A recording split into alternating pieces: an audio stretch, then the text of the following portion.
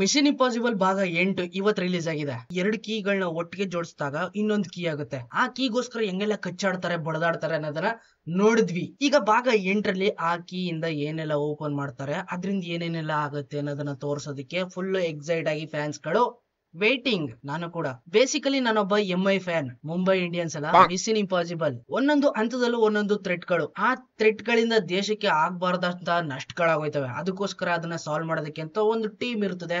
ಈತನ್ and IMF milk ಡೈರಿದಂತೂ ಅಲ್ಲ. Part 1ರಿಂದನೂ ಇಲ್ಲಿವರೆಗೂ ಒಂದು ದೊಡ್ಡ ಫ್ಯಾನ್ ಬೇಸ್ ಕ್ರಿಯೇಟ್ ಮಾಡ್ಬಿಟ್ಟಿದೆ MI ಸೀರೀಸ್. ಬಟ್ ಈ ಸಿನಿಮಾ ಕೊನೆ ಎಂಡಿಂಗ್ ಅಂತ್ಯ ಸಂಸ್ಕಾರ ಮಾಡ್ಬಿಟ್ಟು ಮುಗಿಸ್ಬಿಟ್ಟವ್ರೆ. ತಿಥಿ ಮಾಡೋದೊಂದು ಬಾಕಿ. ಬೇಸಿಕಲಿ ಈ ಸಿನಿಮಾದ ಸ್ಟೋರಿನ ಹೆಂಗ್ ಎಳೆದಿದ್ದಾರೆ ಅಂದ್ರೆ 7 ಪಾರ್ಟ್ ನೋಡಿದಾಗ ಬೇಗ ಮುಗಿಸ್ಬಿಟ್ಟಿದ್ರು. ಅದರಲ್ಲಿ ದೊಡ್ಡ ದೊಡ್ಡ ಆಕ್ಷನ್ ಸೀಕ್ವೆನ್ಸ್ ಗಳಿದ್ವು. ಈ ಸಿನಿಮಾನ ಎಳೆದು ರಬ್ಬರ್ ತರ ಲ್ಯಾಗ್ ಮಾಡ್ಬಿಟ್ಟಿದ್ದಾರೆ. ಸಣ್ಣ ಸ್ಟೋರಿನ ಆಲ್ಮೋಸ್ಟ್ 2 ಗಂಟೆಲಿ ಮುಗಿಯೋದನ್ನ 2.25 ಗಂಟೆಗೆ ಮಾಡವ್ರೆ.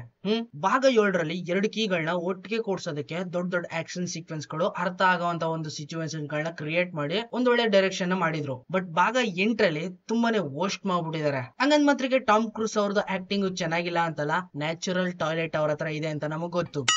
ನ್ಯಾಚುರಲ್ ಟ್ಯಾಲೆಂಟ್ ಬಂದಿರುವಂತ ಅಷ್ಟು ಭಾಗಗಳಲ್ಲಿ ಒಂದೊಂದು ವಿಲನ್ ಗಳನ್ನ ನೋಡಿರ್ತೀರ, ಅಥವಾ ಸುಮಾರು ಫಿಲಂ ಗಳಲ್ಲಿ ಒಬ್ನೇ ವಿಲನ್ ಕೂಡ ನೋಡಿರ್ತೀರ. ಬಟ್ ಭಾಗ 8ರಲ್ಲಿ AI ಟೆಕ್ನಾಲಜಿ ಒಂದು ವಿಲನ್ ಆಗಿರ್ತದೆ. ಇದನ್ನ ಮಿಸ್ಟೇರ್ ಆಗಿ ತೋರಿಸಿರೋದು ವಿಚಿತ್ರ ಅನ್ಸ್ಬಿಡ್ತು. AI ಟೆಕ್ನಾಲಜಿ ಅದಕ್ಕದೇ ಕ್ರಿಯೇಟ್ ಮಾಡ್ಕೊಂಡಿರುವಂತ ಮೈಂಡ್ ಸೆಟ್ ನ ಯೂಸ್ ಮಾಡ್ಕೊಂಡು ಇಡೀ ಪ್ರಪಂಚನೇ ಮಿಸೈಲ್ ಗಳು, ನ್ಯೂಕ್ಲಿಯರ್ ಬಾಂಬ್ ಗಳನ್ನ ಆಕ್ಟಿವೇಟ್ ಮಾಡುವಂತ ಸಿಚುವೇಶನ್ಸ್, ಇದನ್ನ ಅಂಡರ್ ಕಂಟ್ರೋಲ್ ತಗೊಂಡು ಮಿಷನ್ ನ ಫೇಲ್ ಮಾಡ್ಬೇಕೀಗ ಟಾಮ್ ಕ್ರೂಸ್ ಟೀಮ್. ಇದು ಮೇನ್ ಆಗಿ ಹೊಡ್ತಾ ಬಿದ್ದಿರೋದು ಇಲ್ಲಿ. ಮೋಸ್ಟ್ ಪ್ರಾಬಬ್ಲಿ ಈ ಸಿನಿಮಾದಲ್ಲಿ ಆಕ್ಷನ್ ಸೀಕ್ವೆನ್ಸ್ ಗಳು ಅಷ್ಟೊಂದು ಇಲ್ಲವೇ ಇಲ್ಲ. ಪ್ಲೇನ್ ಆಕ್ಷನ್ ಸೀಕ್ವೆನ್ಸ್ ನ ಬಿಟ್ರೆ ಅಂತದ್ಯಾವ್ದು ಬೇರೆ ಎಕ್ಸೈಟ್ ಆಗುವಂತದ್ದು ಏನೂ ಇಲ್ಲ.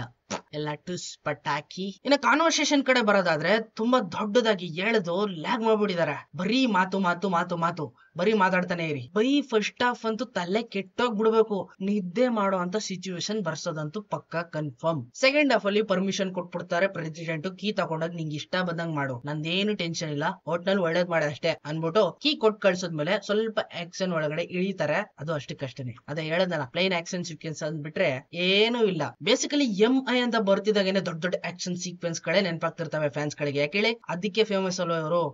ಈ ಭಾಗನೂ ಕೂಡ ಹಂಗೆ ಇರ್ತದೆ ಅಂತ ಅನ್ಕೊಂಡು ಹೋದ್ರೆ ಐ ಆಮ್ ಸಾರಿ, ಅಂತದೇನು ಇಲ್ಲ ಇಲ್ಲಿ. ಸ್ಟೋರಿನ ಕಿತ್ತು ಸೈಡ್ ಗಿಡೋದಾದ್ರೆ ಇನ್ನೆಲ್ಲ ಪರ್ಫೆಕ್ಟ್ ಆಗಿದೆ. VFX, CGI, editing, acting, direction ಎಲ್ಲ ಮಾಸ್ ಲೆವೆಲ್ ಅಲ್ಲಿ ಮಾಡಿದ್ದಾರೆ. ಬಟ್ ಸ್ಟೋರಿ ಅಷ್ಟಕ್ಕಷ್ಟೇನೆ ಬಿಡಿ. ಹಂಗೂ ಏನಾದ್ರು ಟಾಮ್ ಕ್ರೂಸ್ ಅವ್ರ ಬಿಗ್ಗೆಸ್ಟ್ ಫ್ಯಾನ್ ನಾನು, ನೋಡ್ಲೇಬೇಕು ಅನ್ಕೊಂಡು ಹೋದ್ರೆ ಡೈರೆಕ್ಟ್ ಆಗಿ ಹೋಗಿ ನೋಡ್ಕೊಂಡ್ ಬನ್ನಿ. ಅವಾಗ ನಿಮ್ಗೆ ಅರ್ಥ ಆಗುತ್ತೆ ಯಾಕೆ ಈ ಸಿನಿಮಾ ಬಗ್ಗೆ ಹಿಂಗ್ ಹೇಳಿದ ನೀವ್ನು ಅಂತ. ಸಿಗ್ತೀನಿ ಮುಂದೆ ನೋಡಿದಲ್ಲಿ. ಅಲ್ಲಿವರೆಗೂ ಕಾಯ್ತಾರೆ. Keep watching.